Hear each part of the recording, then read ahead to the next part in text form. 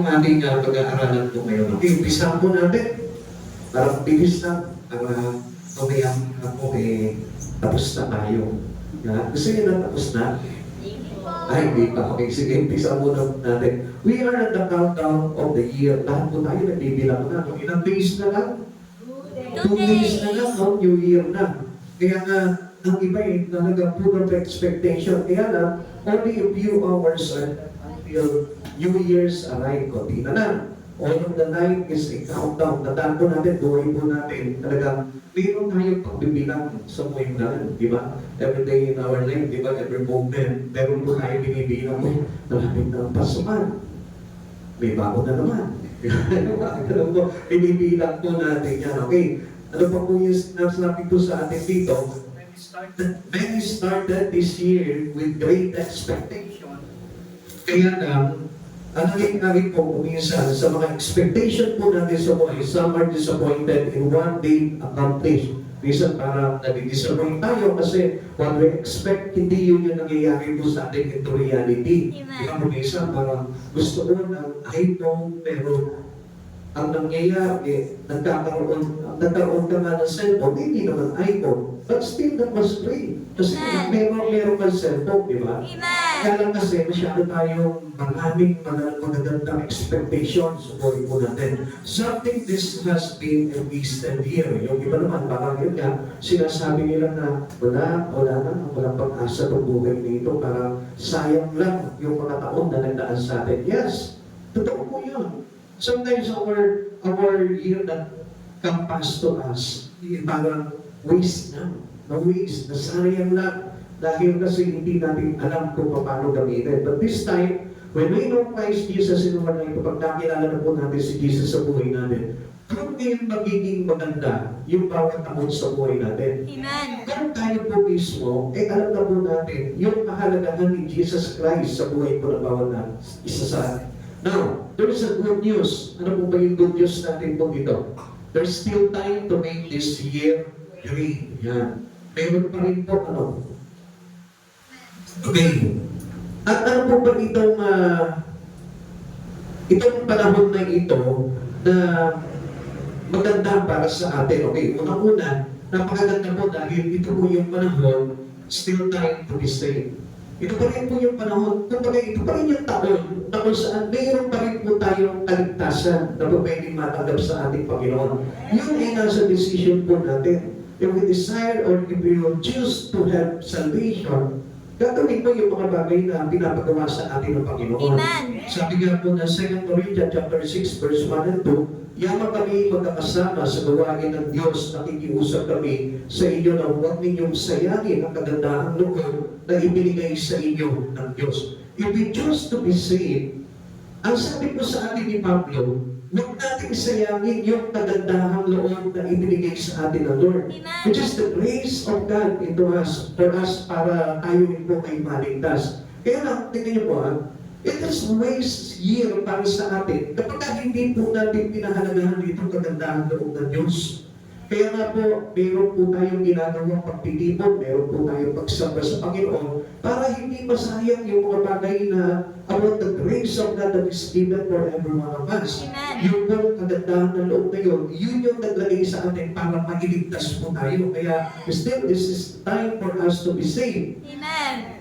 Tuloy po natin, sapagkat sinasabi niya, sa kaumunang panahon ay pinakinggan kita sa araw ng pagliligtas, sinatuluhan kita. Ngayon na lang ang kaumunang panahon, ito na ang araw ng pagliligtas. This is the day of our salvation. Amen. Kaya nga hindi na natin sinasayang yung pagkakataon, yung bawat panahon, yung bawat taon na lumilipas po sa atin, huwag po natin sayangin yun dahil napakahalaga ng kaligtasan. Dahil ang Panginoon po mismo nagsabi po sa atin that this is the day for our salvation. Ito na yung araw na pagliligtas po sa atin. Kaya nga, every moment or every year of the day of us, kailangan po yung pinapahalaga natin ngayon. Ang tanong dito, basta paano mo papahalagahan itong taon na darating sa buhay ko?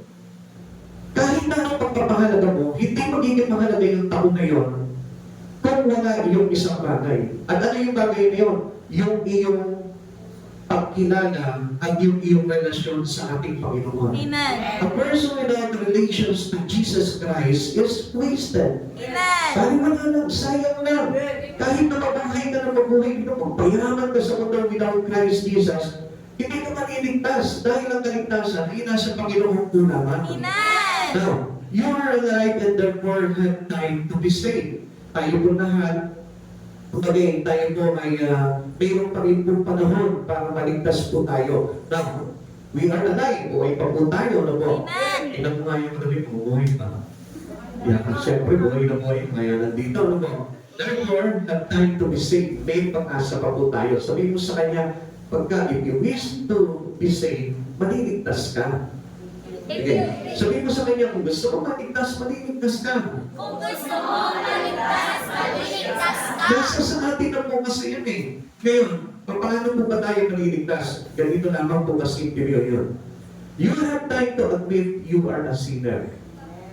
I-admit mo na, tanggapin mo na makasalanan ka. Amen. Huwag nang i-deny yun. Amen. Kasi marami po sa atin, minsan, naglalay tayo nagsisinungaling tayo lalo na, halimbawa, kinatay, ano? O kaya, minister, o kaya sa mga anak natin, uy, wala naman akong ginawa ganyan, uy, hindi ko ginawa yan. Sometimes, ganun po tayo, pero may Diyos na nakakakita po sa atin. Amen. Kaya nga, kailangan po na aminin po natin sa harapan ng Panginoon, or else, pagdating ng araw, ilalagtad ng Panginoon sa iyo. Amen. You will be exposed when we face God in our life. Kasi haharap po tayo sa Panginoon pagdating ng araw eh. Amen. At sasabihin niya sa iyo, lahat ng kasalanan ginawa mo. Kaya ngayon pa lamang, aminin mo na sa Panginoon kung ano yung kasalanan na yun at ihingi mo na ng tawad sa Panginoon para na sa ano. Ano ba sabi ng Lord? If you confess your sin, I will forget. Amen. Kakalimutan ko lahat ng pagkakasala mo. Pero kapag hindi mo inaamin at sinasabi mo, malinis na ang tao, wala nang ginagawang masama, sila ang masama, sila ang may kasalanan, I tell you, pagdating ng araw, pagharap natin sa Panginoon, tinitising ka ng Panginoon at i-expose ng Lord ang lahat ng laman ng puso mo at sasabihin sa iyo isa-isa yung mga kasalanan mo. Pero kapag hiningi mo ng tawad, iyon pa lang nabubuhay ka sa Panginoon, ipapatawad sa iyo ng Panginoon yun at kakalimutan ng Diyos lahat anumang bagay na nagawa mong pagkakasala. Amen. Luke chapter 18 verse 13. Samantalang ang maniningil ng buwis na may nakatayo sa malayo at di man lamang makatingin sa langit, dinadagutan niya ang kanyang dibdib at sinasabi, O Diyos, makapagpo kayo sa akin na isang makasalanan. Now, alam niyo po ba ang Diyos? Even though we are a sinner, kahit na tayo makasalanan, kapag ka umabig ka sa Lord, umabig ka sa Panginoon, Lord, nandito po ako, kailangan kita, humihingi ako ng tawad sa iyo, nagpapakumbaba ako. Papatawarin ka ng Panginoon. Pero, alam mo, most of the Christians today, ang tataas ng pride po nila pagdating po sa harapan ng Panginoon. Kaya hindi po natin mapapansin, no? Kung napansin po natin, na marami pong Kristiyano, minsan dadalo po ng gawain, pero parang ang yayabang, ang tataas ng pride, masyadong ang taas ng tingin sa sarili nila. Kaya they don't receive forgiveness from God. Alam niyo po kasi, ganito po yan. Once you enter God's place or the place of worship, which is the house of God, pag pumasok ka dyan, kailangan full of humbleness ka. Katulad mo itong publikano na ito, dito maningingil ng buwis na ito. Pagpasok niya po sa templo, sabay po sila nung isa nung pariseyo, yung pariseyo ay yamong nagdating, pinagmalaki niya lahat ng mga ginawa niya. Amen. Ako'y laging nagsisimba, ako'y laging nagtatides, ako'y naghahandog ng ikapupo, ako'y nananalangin. Sinasabi niya lahat ng ginagawa niya sa Panginoon. Pero ito ang publikano na ito, kung maniningil ng buwis, wala siyang mabanggit na kahit na anong salita, nakatayo siya sa malayo, at hiyang-hiya siya sa Panginoon na dinadagawan niya ng yung kanyang dibdib. Amen. Hindi siya makatingin sa Lord dahil sa hiya niya, dahil isa siyang makasalanan. Dahil alam niyo po ba, to receive the forgiveness of God, you must be humble. Minsan, di ba, mapapansin po natin, at tanongin natin sa sarili natin, ako ba, kailan ba ako naging mayabang? Hindi mo na ako naging mayabang eh. Come on, ganito po yan. Mga kapatid sa Panginoon, pag natin natin sa Panginoon without humbleness, you are arrogant to God. Amen. Mayabang sa Panginoon yun. Kailangan po, tayo po, kapag lumalapit tayo sa Panginoon, full of humbleness, buong pagpapakumbaba. Amen. Sasabihin mo sa Panginoon, Lord, I am nothing without you. Amen. Without your forgiveness, walang saysay ang buhay ito. Amen. Kaya nga kapag pinatawad po ako, Panginoon, yun lamang po yung magiging saysay ng aming buhay. Kaya nga, doon tayo nagpapakumbaba. To receive the forgiveness of God, you must be humble before Him. Kailangan po tayo nagpapakumbaba. Paano, Pastor, tanong ko lang, paano kung halimbawa, hindi naman ako yung may kasalanan, yung ibang tao may kasalanan? Paano kaya yun, Pastor? I tell you what, still God's needed for your humbleness. Kailangan mo pa rin magpatawad, kailangan pa rin na magpakumbaba ka. Kahit sabihin mo, hindi ka yung nagkasalanan, but still may kasalanan ka pa rin. Kasi ang tao lahat nagkasalanan. Amen. Walang sino, sabi po sa atin ang Biblia, walang sino man ang hindi nagkasala. Lahat tayo nagkulang. Amen. Kaya nga, kailangan tayo na magpapakumbaba. But yet, kapag inabit po natin yung makasalanan tayo, there is still may salvation pa rin po tayo. Ito naman, you have time to believe God loves you. Maniwala ka na, Diyos mahal ka. Marami po kasi hindi naniniwala na mahal sila ng Diyos eh. Minsan, alam niyo, hindi lang siya binless ng isang bagay na kanyang pinapanalangin sa Panginoon. Parang sinasabi niya na hindi ako mahal ng Lord. I tell you one thing, buhay ka pa. At may pag-asa ka pa na maligtas. Yun yung pagmamahal ng Diyos. Kasi every people in the world must know the love of God for Him. Dahil kung hindi lalapit sa Panginoon yan. Kasi ang nagmamahal sa Panginoon, lumalapit sa Lord yan. Pasilin mo. Ang isang tao, kapag nagmamahal yan, may ginagawa na sa Lord. If you love God, you serve God. Amen. Sabi po ng John chapter 3, verse 16, sapagkat ngayon na lamang ang pag-ibig ng Diyos sa katapunan, kaya ibinigay niya ang kanyang isa-isang anak, upang ang sino mang sumampalataya sa kanya ay hindi mapahamak kundi magkaroon ng buhay na walang hanggan. Ang Diyos mismo ay naglingkod. Saan siya naglingkod? He served us. Pinaglingkuran niya tayo. Kaya nga, ibinigay niya yung kanyang isa-isang anak. Meaning, ano po yung ginawa ni Jesus to serve us? Nagpapahako siya sa cross, inalay niya yung kanyang buhay. Now, if you love God, kung mahal natin ang Panginoon, gagawa rin tayo sa Panginoon. Kaya for example, ngayon, nag-church ka, it means you love God. Halimbawa, nag-share ka ng gospel. Mahal mo ang Panginoon. Halimbawa, nag-aakay ka, nagsasama ka ng mga kaibigan mo, inaakay mo patungo kay Kristo. That was the sign of your love for Jesus. Yun po yung mga bagay niyon. Kaya nga ang Panginoon, nagbigay para sa atin. He gave His only begotten Son dahil mahal niya tayo. Amen. Kaya nga, you must believe na mahal ka ng Diyos. Sabi mo nga sa katabi mo, mahal ka ng Diyos. Mahal ka ng Diyos! Kaya tayo nandito ngayon dahil sa sobrang pag-ibig ng Diyos sa atin. Ikatlo, you have time to believe Christ died for you. Namatay ang Panginoon para maligtas tayo. Romans chapter 5 verse 8. Ngunit pinatunayan ng Diyos ang kanyang pag-ibig sa atin na pamatay si Kristo para sa atin noong tayo'y kailan? Makasalanan pa. Imagine that. Pinatamaan sa atin ng Diyos yung kanyang pag-ibig nung makasalanan tayo. Come on, people of God. Pansinin nyo. Tayo nagmamahal tayo kapag minahal lang tayo. Pero kapag hindi tayo minamahal, hindi rin kita mahal. Ganun tayo. Mabait lang tayo sa mga mabait sa atin. Pero sa mga hindi mabait sa atin, hindi tayo mabait. Pero ang Diyos, minahal niya tayo, pinadama niya na yung pag-ibig niya sa atin, doon tayo'y makasalanan pa.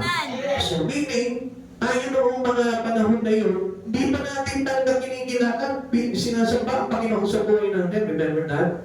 Noong araw, hindi ka nag-church. Amen? Nag-church ka man noong araw, pero wala kang pakialam. Hindi ka marunong magmalasakit sa kapwa mo. Hindi ka marunong magbigay, madamot, masungit, nakikipag-away, di ba? Kung ganun pa yung ugali natin, so ibig sabihin, wala kang pakialam doon. So, doon pa lamang pagpapakita yun ng hindi wagas na pag-ibig po natin. Kaya nga ang Panginoon, namatay siya para sa atin. Doon tayo'y makasalanan pa dahil iniibig niya tayo. Amen. Ikaw pag yung katabi mo ngayon, kaya mo bang mahalin yan? Talaga? Dahil kaibigan mo yan, dahil kakilala mo. Paano yung hindi mo kakilala dito? Kaya mo bang mahalin yan? Talaga, halimbawa, nagugutom yan. Kumakalamansin mura niya. Tapos nag-ask sa'yo, kung talagang mahal mo ako, nagugutom ako, kainin mo nga ako. Gagawin mo ba yan? Oo yan, pagkakataon nyo na yan, ha? Try nyo kung gagawin nga nila talaga yun. Amen? Kasi Lord, every time that we ask God, ang Diyos nagbibigay. Ay, sabi niya ngayon, ask and it will be given. Amen. Di ba? Ang Diyos, kapag humingi ka, bibigyan ka. Pag hinanap mo siya, makakasumbong ka. Pag tumatok ka, pagbubuksan ka niya. So, how about yung katabi mo ngayon? Pag humingi ba ako sa'yo, tanongin mo siya. Pag humingi ba ako sa'yo, bibigyan mo ako?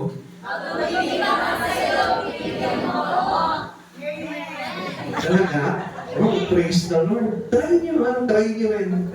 Para makita po natin kung hindi nagsisinungaling yan. Amen? Okay, sige, tabihin po natin. Ika-apat. You have time to believe Christ arose. Ang Diyos ay muling nabuhay. Romans chapter 10, verse 9. Kung ipinapahayag ng inyong ibibig, si Jesus ang Panginoon at buong puso ka sasampalataya na siya muling binuhay ng Diyos, maliligtas ka. Alam niyo ba na ang Diyos nabuhay para mabuhay tayo? Amen. Alam niyo kung hindi tayo mahal ng Panginoon, hindi niya nagagawin yung magpapako siya sa krus, mamatay, nilibing, at sa ikalong araw ay mabuhay.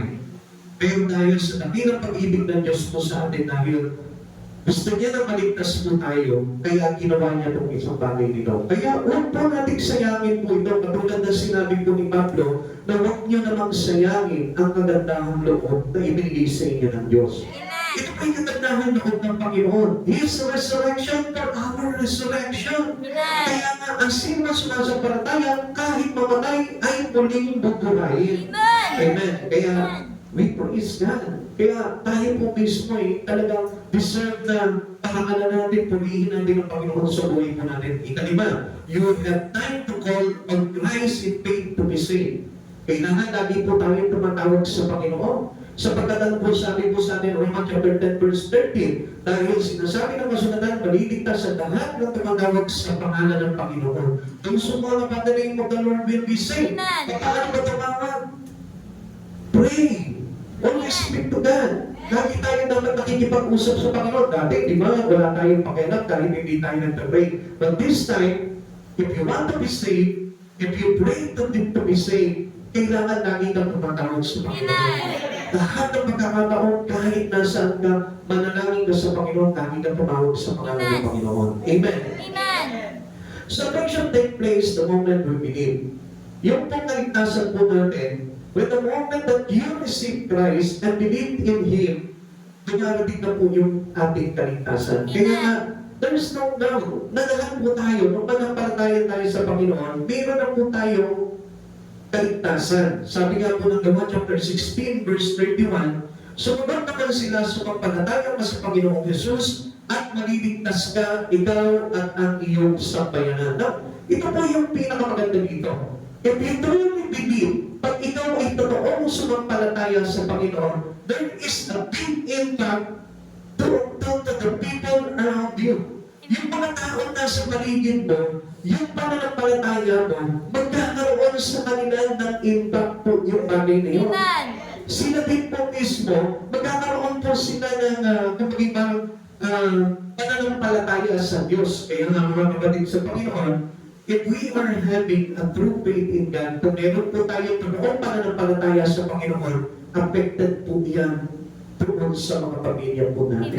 Affected yan mga kaibigan mo. Affected yan yung mga kapitbahay mo. Dahil sila mismo, may-inspire po sila kung ano yung ginawa sa iyo ng Panginoon, gustuhin nila na mangyari din po sa kanila.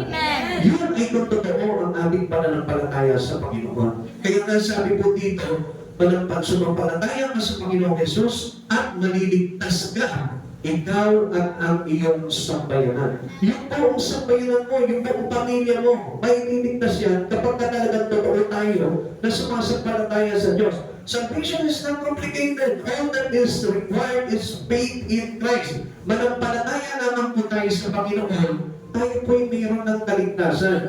Romans chapter 5 verse 1. Sapagkat napawalang sana na tayo sa pamamagitan ng ating pananampalataya, mayroon na tayong mapayapang ugnayan sa Diyos sa pamamagitan ng ating Panginoong Jesucristo. Amen. So, sa pamamagitan ng ating pananampalataya, pinawalang sana tayo. Kaya nga, huwag nung tatanggalin yung iyong pananampalataya sa Diyos. Whatever happened, whatever bad situation that you experience in life, huwag mong aalisin yung pananampalataya mo sa Lord. Amen. Kahit na sabihin mo, a lot of bad moments happens to you, huwag mong aalisin yung iyong pananampalataya dahil doon tayo pinawalang sana ng Panginoon. Amen. Dahil doon tayo maliligtas. Yung ating pananampalataya sa Panginoon, kung bakit tayo naligtas. Kaya huwag po natin aalisin po yun. Kaya nga, nakita niyo, marami pong tao pinanlalamigan po palagi sa Panginoon. Amen. Kaya nga, alam niyo, yung pag-church po namin, indikasyon po yan na tayo po ay mainit at maagap sa ating pananampalataya sa Diyos. Amen. Kaya huwag niyo po pagpaliban yung mga bagay pagdating sa Panginoon. Yan po yung pagpapahayag ng ating pananampalataya sa ating Panginoong Jesucristo. Amen. Amen. Those who trust Christ have assurance of salvation. Yung pong nagtitiwala sa Panginoon, may kasiguraduhan po yung paano po ba tayo magtiwala sa Lord? Yung bang kahit na nandun ka sa mahirap na kalagayan, nagtitiwala ka na ang Diyos, kaya kang itahon. Amen? Hindi ba that? Naniniwala po kayo doon?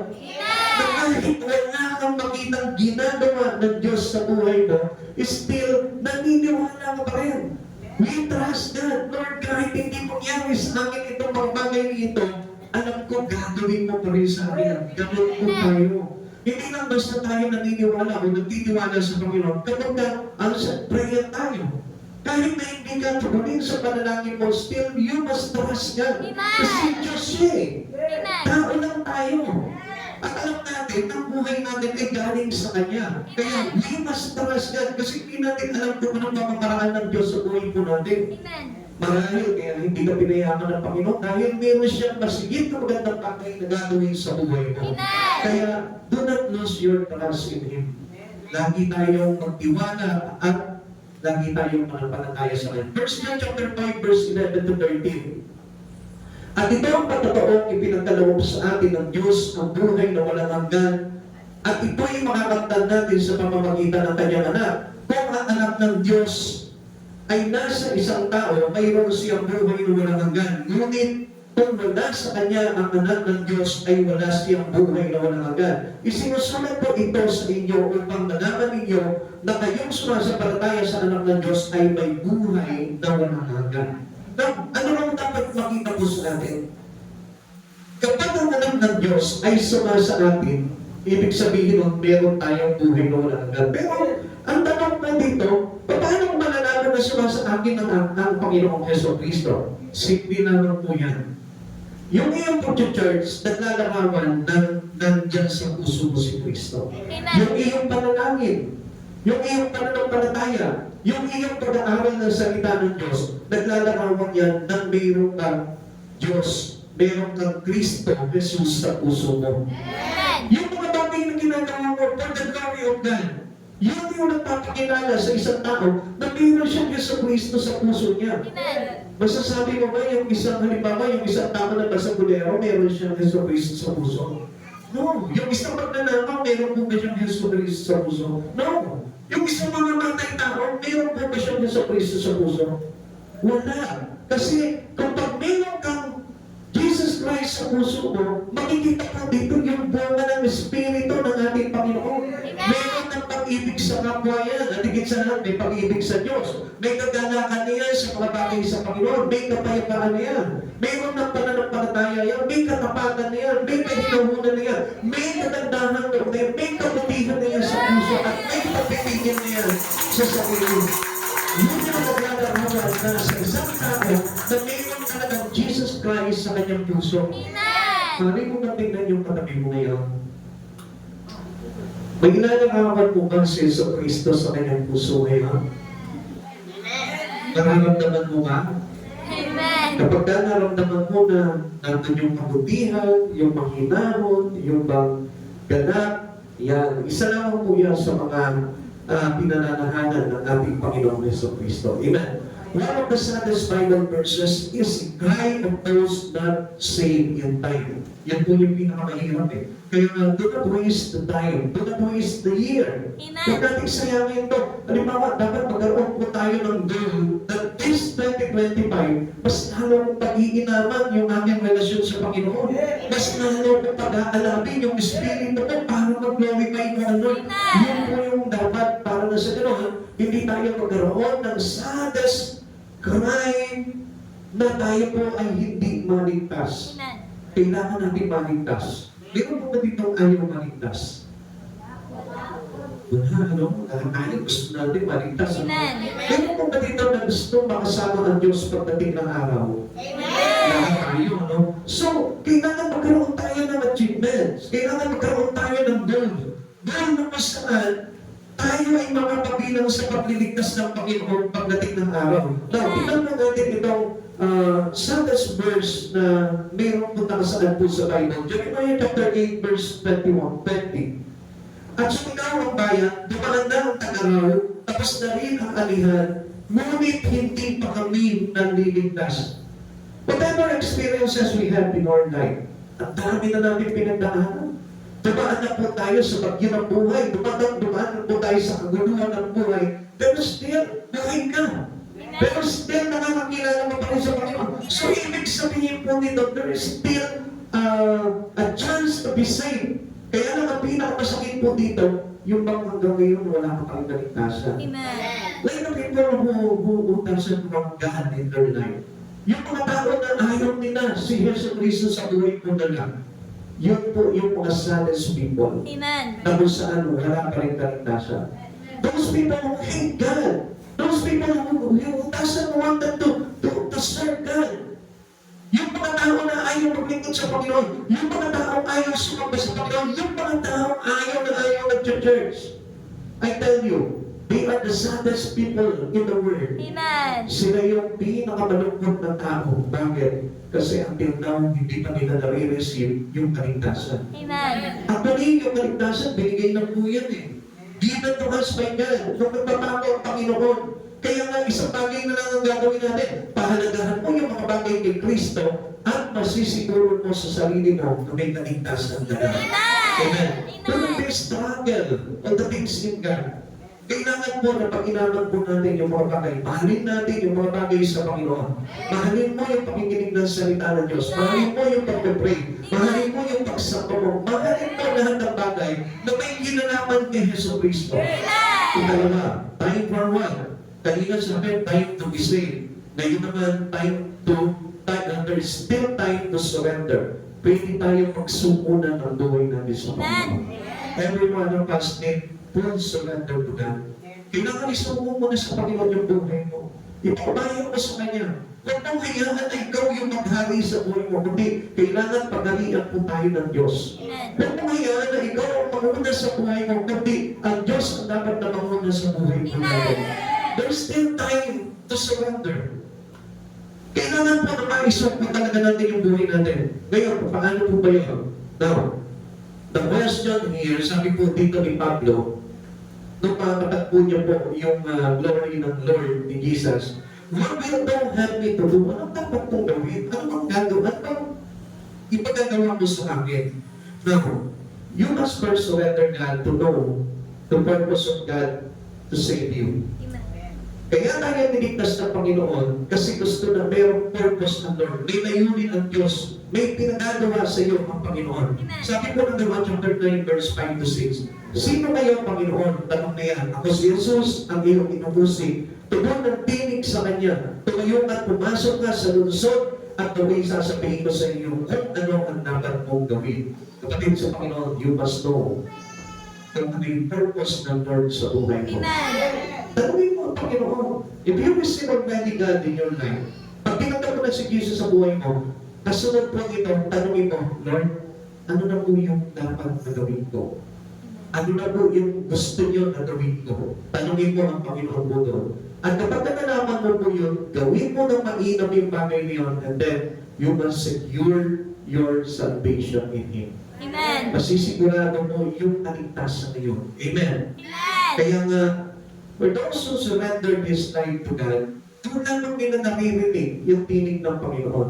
But if you want, kapag hindi mo isinuko yung buhay mo sa Panginoon, kayo naman, hindi mo mapapakinggan ang tinig ng Lord. Amen. Paano mo ito magsulpa ng buhay? Katulad din po ng ating pag-amin ng kasalanan po natin. Ibig sabihin nun, isinusuko natin yung buhay po natin sa Panginoon. Amen. Paano mo magsulpa ng buhay? Yung ang Diyos na po nasusunod sa buhay po natin. Kung ano yung plano ng Diyos, yun ang ginagawa mo. Kung ano yung gusto ng Diyos, yun ang ginagawa mo. Amen. And you must love the Word. You must love Jesus. If you love Jesus, you must love the Word. If you love Jesus, you must love to worship God. Kaya nga po na ginagawa natin po yung mga bagay yun dahil yun yung nagpapakilala po sa atin na tayo po ay nakasuko na ng buhay sa Panginoon. Kaya minsan, di ba, parang ayaw natin gawin, pero kailangan eh. Ito kasi yung gusto ng Diyos na mangyari sa akin eh. Kaya nga si Pablo, nang nalaman niya yung gusto gawin sa kanya ng Panginoon Jesucristo, ginawa niya na po yun. At nabago po, doon nabago yung kanyang buhay. The conversions of Saul in the story of the new beginning. Kapatid, tingnan niyo po ito. Kapag sinunod mo na ang Panginoon sa buhay mo, yun yung beginning ng new story ng buhay mo. Amen. Amen. Alam niyo, tayo rin po yung gagawa ng destination po natin eh. Tayo rin po yung gagawa ng ating ng istorya ng buhay natin. You are the writer of our life. Amen. Kung ano yung ginagawa mo, yun yung sinusulat mo na magiging destinasyon ng buhay mo. Kapag halimbawa, hindi mo pinahalagahan si Jesus sa buhay mo, makikita mo, wala kang happy ending. Pero kapag pinahalagahan mo si Jesus, pinahalagahan mo yung mga bagay sa Panginoon, makikita mo meron tayong happy ending. Amen? Kaya kapag nanonood kayo ng movie, gusto niyo ba yung may happy ending o yung parang sad ending? Happy ending, di ba? Gusto mo magkatuluyan yung bida. Amen? Ayaw mo yung bida mapunta sa kontrabida. Amen? Ayaw natin yun, di ba? Gagani lang yun. Pagkakunan yun, bakit kasi yun ang pinakasalan eh. Di ba? Pero dapat doon sa leading nun eh. Ganon din po tayo pagdating sa Panginoon. Mas gusto natin na mayroong happy ending tayo. Yung pagkagising mo isang araw, nandun ka na sa kaluwalhatian ng Panginoon. Gusto mo ba pagkagising mo, nandun ka na kasama mo yung mga demonyo sa impyerno? Ayaw mo, no? Saddest thing that will happen to us. Kaya nga kailangan po na ma-convert yung buhay natin. Let us start into a new beginning, which is the life which is related to Christ Jesus. Yung buhay na mayroong relasyon sa ating Panginoon. Soul seems to have everything but had nothing. Si Pablo po, mayroon ng lahat. Kapangyarihan, kayamanan. Tayag po siya. So, pero parang inarin niyang, wala itong bagay na ito eh. Hindi mahalaga ito eh. Kung wala si Jesucristo sa buhay ko, walang halaga yun. So, the persecutor of Christian was changed on the road of Damascus. Now, kapatid sa Panginoon, kung hanggang ngayon wala ka pang conversion, itry mo na tumaan doon sa Damascus no. Ano ba ba itong Damascus road na ito? Ito yung daan na kung saan makatagpo mo kailangan si Jesucristo sa buhay mo. Amen.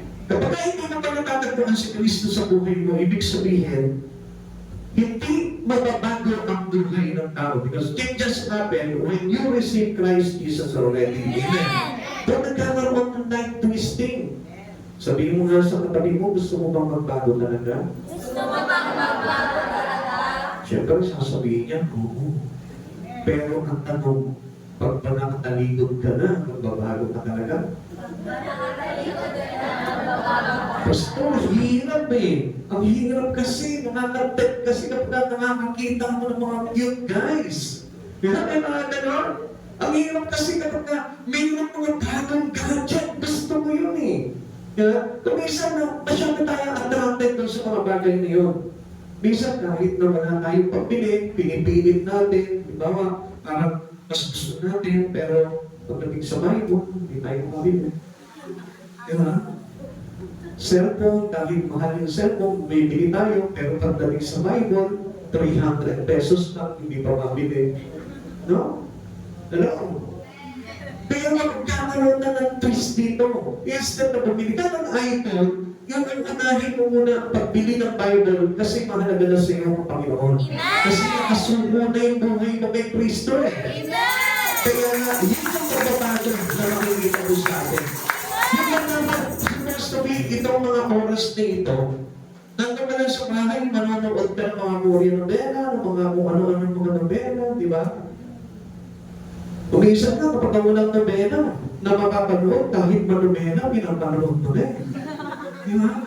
Naubusan na ng mga Korean novela, kaya manobela na naman pinanood mo. Di ba? Instead of watching movie, you are here.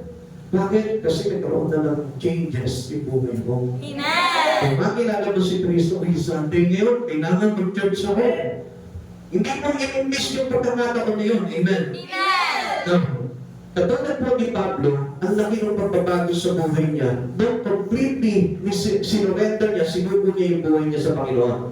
Alam niyo mga kapatid sa Panginoon, kung minsan hindi natin nakikita yung mali, dahil nasanay po tayo sa mundo na ito.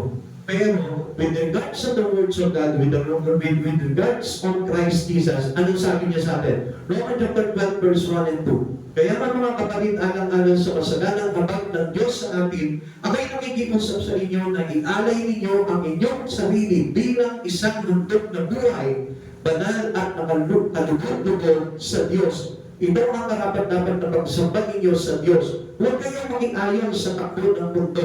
Ito, sa halip hayaan ninyong paguhin ng Diyos ang inyong pag-iisip upang maunawaan ninyo ang kanyang kalooban. Sa gayon, magagawa ninyo kung ano ang mabuti kalugod-lugod, ganap at ganap na kalooban ng Diyos. Doon pa lang magiging ayos yung buhay natin. Hindi po natin maunawaan itong bagay na ito. Kung tayo po still now attracted pa rin po tayo sa kasalanan ng mundo. Hindi magbabago ang buhay natin. Kung hanggang ngayon, compromise pa rin po tayo sa mga ginagawa ng mga taong makasanglibutan. Kaya nga, let's get home to have eternal life.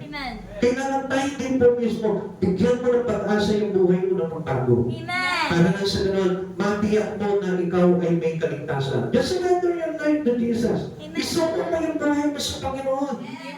Nagpapanghilayaman yung bagay mo yun. Kasi pagdating ng araw, yun yung pinakamalaking pagsisisihan ng tao. Yung bata pa siya o yung buhay pa siya, hindi niya tinanggap si Jesus sa buhay niya. Kaya pagharap niya sa Panginoon, frustrated siya na makapasok sa kaharian ng Diyos dahil hindi niya tinanggap at pinalagahan si Jesus sa buhay niya. Kaya you must surrender your life to Him. There is still time for you to stop resisting God's will for your life. Iba kung isa pa, ayoko nakikinig ng salita ng Diyos eh. Kasi masakit na sa tayo ngayon eh. Alam niyo bakit? Kasi the words of God contradicted to our present life. Yung buhay natin dito sa mundo ito, ayaw talaga ng Panginoon. Kaya nga sabi ng Lord po sa akin, do not notice wonder even things in the world. Huwag kang mahalin itong mundo na ito, or yung mga bagay sa mundo na ito, sapagkat ang umiibig dito ay kaaway ng Ama. So sa madaling salita, ayaw talaga ng Lord na yung buhay natin ay nakaupo lamang dito sa lipunan ito. Pansinin mo, ang tao kapag pinigilan mo sa mga ginagawa nila sa mundo, magagaling sa iyo. Pero pigilan mo sila sa mga ginagawa nila sa Panginoon, okay lang. You see the difference? Nakita niyo po ba yung pagkakaiba po nun? Minsan ganun po yung tao eh. Pigilan mo mag-church, okay lang sa kanila. Pigilan mo doon sa mga bagay sa buhay nila na ginagawa nila sa mundo na ito, magagalit sila. Ipaglalaban nila. Ang Diyos hindi pinaglalaban sa buhay nila. Pero yung mga bagay na ginagawa nila pagkasalibutan, pinaglalaban nila. Kung nakita niyo po yung mga kapatid sa Panginoon, yun yung talagang buhay na kung saan binaya ng kaaway. Kaya nga, if you want to be, not to be deceived by Satan, you must surrender all to Jesus. Isuko mo yung mga pangarap mo dito sa mundo ito. Isuko mo yung mga bad habits mo. Isuko mo yung bad character, yung bad attitude mo, or even all things na hindi nakakalugod sa Panginoon. Isuko mo sa Panginoon. Para sa ganoon, makita mo na talagang tayo ang maligtas sa piling po ng ating Panginoon. There is time to surrender all the habit that hold you back. Kapatid, ito yung pumipigil sa iyo eh. Kaya hindi pa bago talaga yung buhay mo. Yung mga bagay na ginagawa mong hindi mabuti, yun yung pumipigil sa atin kung bakit hindi tayo makadire-diretso sa Panginoon. There is still time, sabi nila, there is time to surrender a temper that is destroying your marriage. Actually, tayo po lahat nakipagkaisa na kay Jesus. Amen. And that means our marriage to God. Amen. Tayo po ay kapagay parang ikinasal na kay Kristo, and soon will be a bride to Christ Jesus. Kaya nga, kapag hindi natin sinuko yung buhay natin sa Panginoon, hindi natin ipinasakop sa Panginoon, parang dinidivorce natin si Jesus sa buhay po natin. Kaya kasi ninyo, marami pong mga Kristiyano sometimes sumayaw na sila sa Lord. At alam niyo po ba kung anong ibig sabihin po doon? Hindi kasi nila maisuko ng buo yung buhay nila sa Panginoon. But unless na sinuko mo na completely yung buhay mo sa Lord, makakapanatili ka sa Panginoon hanggang sa buhay na walang hanggan. Hindi pinagsasamaan ng Lord sa buhay po natin. Kasi ang Diyos yung best thing that we ever had. Siya po yung pinakamainam, napakahalaga sa buhay natin. At kailangan maging parte po talaga siya sa buhay mo. There is time to surrender to God. God's call to win soul beginning today. Ngayong oras na ito, ikaw mismo, maging taga-akay ka ng mga kaluluwa para sa Panginoon. Amen. Maging source ka ng kaligtasan ng kapwa mo. Dahil tayo mismo, ikaw, bakit hindi mo naiintindihan ngayon, pero yung pagparito mo ngayon, nililigtas ka ng Panginoon. Lagi mo tatandaan, every time na nakikinig ka ng salita ng Diyos, o gumagawa ka ng mga bagay patungkol sa Panginoon, salvation po ang tawag mo doon. Amen. Halimbawa, nag-iisa ka ng sukarto mo, nananangin ka sa Panginoon, tinawag mo ang Panginoon Yesu Cristo, salvation po yun. May kinananagot lahat po yun sa salvation po natin. And that's time to one. Una, time to be saved, time to surrender, and number 3, there is still time for the Savior to come. Malapit na po dumating ang Panginoon. Ang sabi niya, and behold, I come quickly. Mabilis na dumarating ang ating Panginoon. Kaya nga, huwag natin sayangin yung panahon. Malapit na yung 2025, do not waste this coming year. Huwag yun ang sayangin. Kung dati nasayang dahil sa hindi mo nagawa yung maraming bagay sa Lord. Hindi mo na isuko yung buhay mo sa Lord. Hindi mo talaga completely tinanggap si Jesus sa buhay mo. This time, magkaroon ka ng goal. Magkaroon ka ng desire. Natanggapin ang buong buo si Jesus sa buhay mo. Dahil sayang lang yung taon na darating kung ganun pa rin yung gagawin mo sa buhay mo. Kailangan magkaroon ka na ng malalim na ugnayan sa Panginoon. Para nang sa naman, masigure po na tayo po ay talagang tatanggap ng gantimpala sa ating Panginoon sa Kristo. Okay, sabi po ng Pahayag, chapter 22, verse 12. At sinabi ni Jesus, makinig kayo, darating na ako, na ako ang gantimpalang ibibigay sa bawat isa ayon sa kanyang ginawa. Ayon sa kanyang ginawa. You must have labor. Kailangan gumawa tayong lahat sa Panginoon. At ano ba yung paggawa na yun? Yung pag-church nyo. Yung paglilingkod natin sa Panginoon. Kung paano natin pinaglilingkod ng Panginoon, mayroon pong corresponding reward sa atin ang Diyos pagbalik ng Panginoon.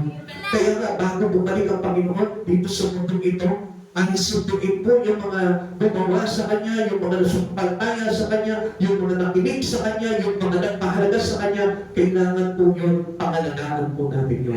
Ingatan mo yung iyong relasyon sa Panginoon. Ingatan mo yung iyong spirito. Ingatan mo yung iyong mga ginagawa for the glory of God. Kasi according to what word we had to Jesus, doon tayo magkakaroon ng compensation sa Kanya. Doon tayo magkakaroon ng reward sa ating Panginoon. Kaya nga mga magandang gawin po natin bilang mga tumanggap sa Panginoon, wala pa, hindi pa tumarating ang Panginoon, gumawa ka na ng gumawa para sa Panginoon. Kaya ang sabi ng Biblia, our labor in God is not in vain. Hindi masasayang yung iyong pagpapagal. Lahat ng pagpapagal na ginagawa natin sa Panginoon, mayroon pong gantimpala palagi na nakalaan ang Diyos niya. Hindi lamang dito sa buhay nito, kundi sa buhay na walang hanggan. Christ who died and rose again will come again. Babalik siya. Kaya nga, di ba, celebrate Christmas, that was the first coming of God. And then, the return of Christ Jesus, the second coming, yun ang dapat at pagkahintayin natin dahil doon na tayo tayo ipapanig ng Panginoon. At pag nangyari yun, at naiwan tayo dito, yun ang pinakamalungkot na mangyayari sa buhay ng tao. Sapagkat tapos na. May handle na tayo. At hindi na po natin mababawi yung bagay na yun. Kaya nga mga kapatid sa Panginoon, we need to choose to have a divine fear to God. Kailangan tayo, ikaw sa oras na ito, magkaroon ka na ng banal na pagkatakot sa Diyos. Kasi alam nyo, marami pong tao kasi, hindi po talaga sila nagkakaroon ng banal na pagkatakot sa Diyos. Kaya para sa kanila, paano wala lang ang Diyos?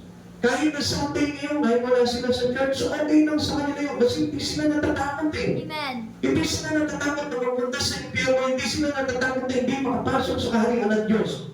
Pero, ang isang katulad po natin na kung sakali, tumanggap na sa Panginoong Jesucristo, nauunawaan na po yung bagay niyon. That's why we have already the divine fear in Christ Jesus. Amen. Alam natin, pagka hindi ko pinahalagaan si Kristo sa buhay ko, paano ako maliligtas? Alam natin, kapag hindi ako nagpupuri, kapag hindi ako naglilingkod, kapag hindi ako sumasamba, maaaring mawala yung salvation ko. Amen. Maaaring pagdating ng Panginoon, hindi niya ako makipanig.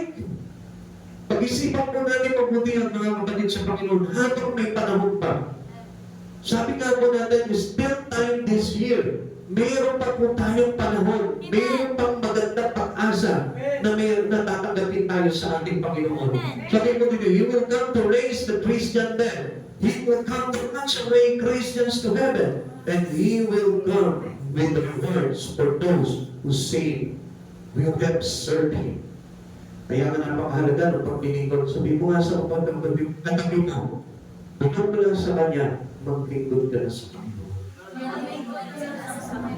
Huwag mong sayangin. Ito na yung the best offer na ibinibigay sa ating Panginoon.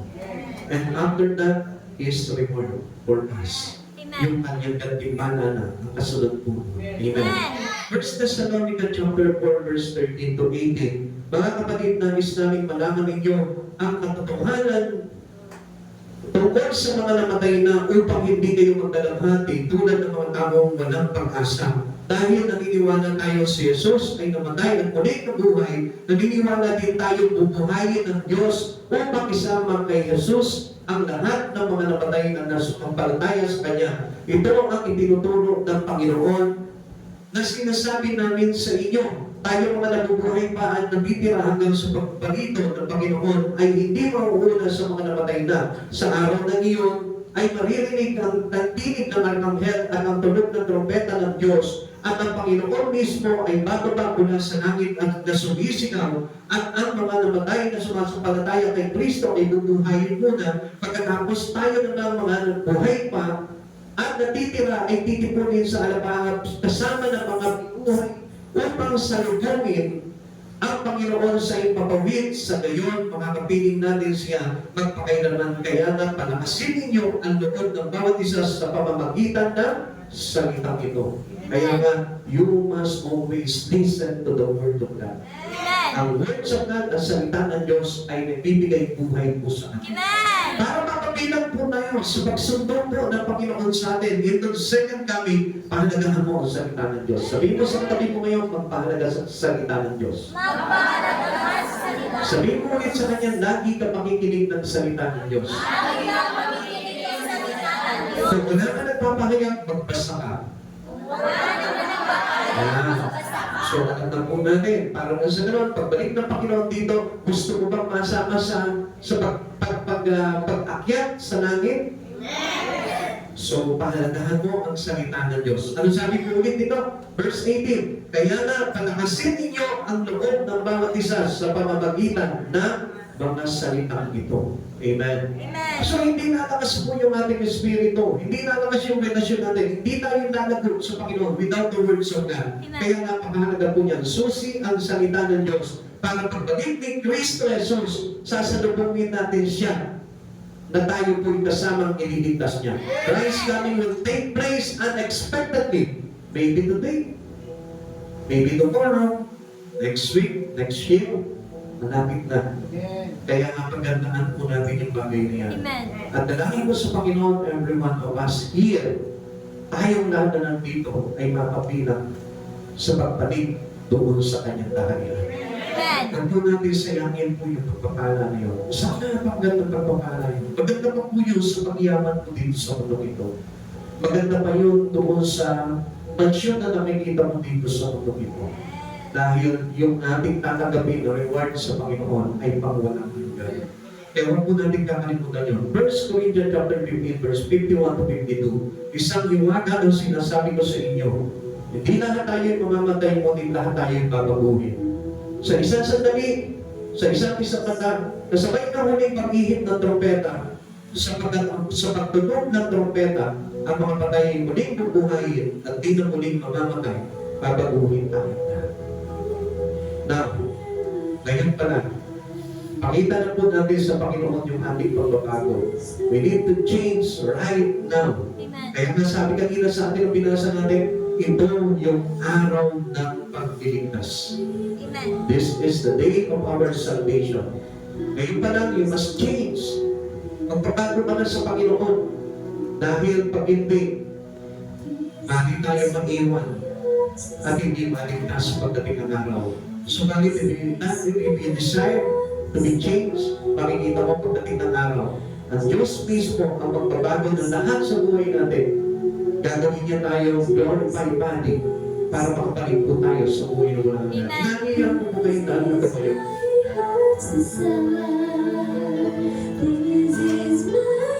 Try mo sa oras na ito. Baka mayroon ka mga pagkakasala, hingin mo sa Panginoon na patawarin ka sa lahat ng kasalanan mo.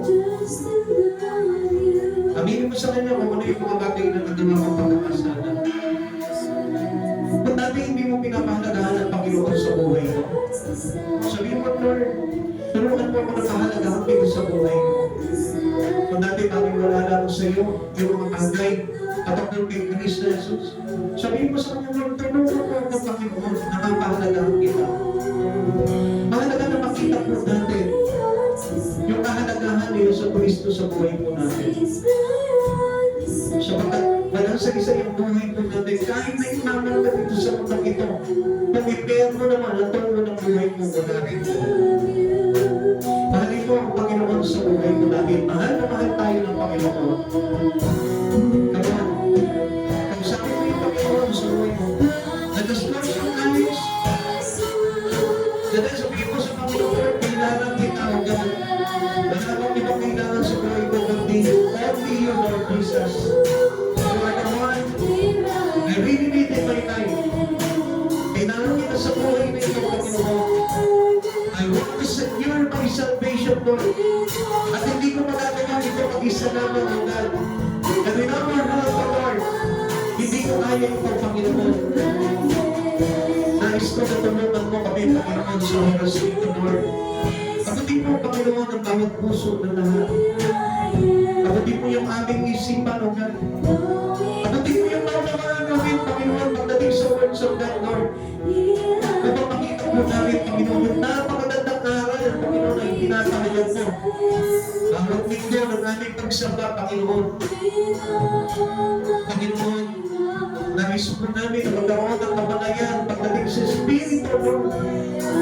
Kapag sa ganang Panginoon, hindi kami magbulagan ng mundong ito, God. Napakahalaga ng pagliligtas, Panginoon, mula sa iyo, God. Alam namin, malapit ka na tumating, Panginoon.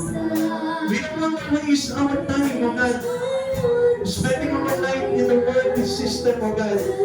Spending our life in nonsense things, O God.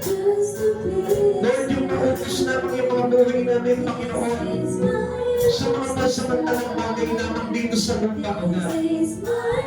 Gusto namin, Panginoon, turuan mo bawat isa, O God, na magpahalaga sa mga eternal things, O God. Yung mga bagay na walang hanggan, na tulad ng iyong pagliligtas sa amin, O God. Magawa mo kami sa mga bagay na ito, Panginoon Jesus. We need all these things, O God, from you, God.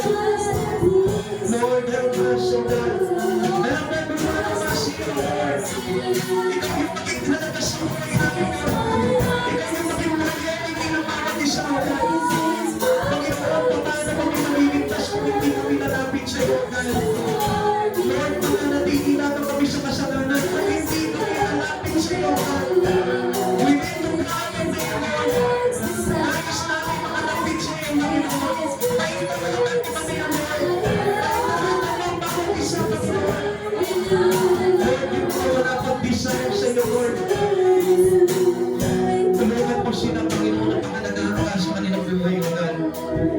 I pray, Lord, na sa oras na ito, Panginoon, katulad din po nung araw, Panginoon, nung kami tawagin mo, Panginoon, sa simula, Panginoon, di namin maintindihan kung ano yung plano mo sa buhay namin.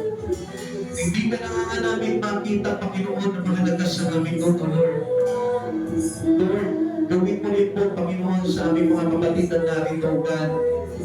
Na makita nila, Panginoon, yung bagay na napakahalagang nakita namin sa iyo, Lord, at naramdaman namin, O God. Ipakita ko rin sa kanila, Panginoon, yung kahalagahan mo, Panginoon. Na wala ka ng saysay, ang buhay, na wala ka, Panginoon. Na wala yung paghahagi mo sa buhay ng tao, Panginoon, wala po ba ng nalagawagan? Yes, Lord. Panginoon, mapapahamak lamang po pala kami. Panginoon, ayaw mo pa itulutan mo, Panginoon, ang mga panalangin kong ito, Lord, sa aming mga kapatid na ito. Tulungan mo po sila na makita nila, Panginoon, ang kahalagahan ng aming Panginoong Jesucristo, Lord. Yes, Lord. Kahalagahan ng buhay na walang hanggan. Kahalagahan ng pananampalataya sa iyo. Kahalagahan ng pagiging masipag pagdating sa mga bagay sa Espiritu mo, Panginoon. Kahalagahan ng pagbabago, Panginoon. Kahalagahan ng paglimot sa mga bagay, Panginoon, ng mga sanlibutan. At pagpasok ng aming buhay sa espiritual ng buhay na kaloob mo sa aming ugal. Yes. Panginoong Jesus, hinihiling namin sa iyo, Lord, bawat isa sa aming ugal. Let your spirit dwell upon us, O God. Sa bawat isa sa amin, O Lord, pumasok ka sa puso namin, O God. Huwag na kami pipitiwan, Panginoon, at manatili kang maghari sa buhay namin, Panginoon.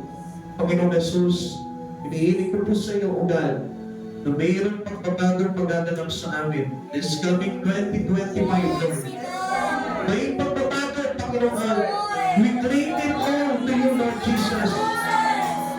Kiniklaim namin, O God, ano man yung mga bad habits namin, O Lord. Ano man yung mga masamang gawain namin, Lord. It will be changed into your divinity, Lord. It will be changed into a divine things in you, Lord Jesus. Panginoon, sa iyo po namin inaasa ang lahat ng ito, Lord. Even the whole family of us, O God. Lahat ng aming mga kapamilya, Panginoon. Lahat ng aming mga mahal sa buhay, Lord. Aabutin mo rin po sila, Panginoon. At makakapakinig din sila ng katotohanan mula sa iyo. Panginoon, maraming salamat po. Ingatan mo rin po, Panginoon, yung aming mga kabataan na narito ngayon, Lord. Yes, amen. Alam namin, magdaraya po ang sanlibutan, especially they deceive the young ones of this world, Yes, Lord. Lord. The youth today, Lord, ingatan mo po sila. Amen. Dahil alam po namin, Panginoon, magdaraya ang sistema ng mundo, especially, Panginoon, sa social media, Lord. Yes, Huwag mo po pahintulutan, Panginoon, na madaya ang kanilang mga kaisipan. Na mapahiran po, Panginoon, at mapuno ng pagkakasala, O God. Panginoon, ugasan mo po sila ng iyong banal na dugo mula unang at tagapakan, O God, upang pakita nila, Panginoon, that they are not belong to that, O God. That they are not belong to the sin of the world, O God. Yes, All Lord.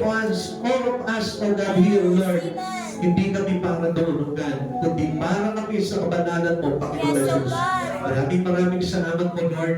Pinasasenyohan po namin ang bawat buhay po namin ang iyong banal na dugo, Panginoon. Yes, Lord. At mananatili kaming buhay na ligtas, Panginoon, hanggang sa iyong pagdating, O Lord. Yes. Kami po, Panginoon, ay mapapabilang sa iyong paghahari. Salamat, Panginoong Jesus. Pagpalangin mo, Panginoon, ang gawain ito, Lord. Yes, Lord. Lord, hinihiling namin, iprovide mo, Panginoon, ang lahat ng pangangailangan ng church nito, Lord. Yes, Lord. Upang ma-expand pa po namin ang gawain na ito, God. Lord, nananalig kami at nagtitiwala kami na ito ang Diyos na makapangyarihan sa lahat na gagalaw sa lahat ng aming mga panalangin. Yes. Salamat po, Panginoong Jesus, muli po, God. Sa iyo po namin ibinabalik ang lahat ng kapurihan karangalan. Sa tanging pangalan mo po lamang in Jesus' name. Amen. God bless you all po sa aming buhay.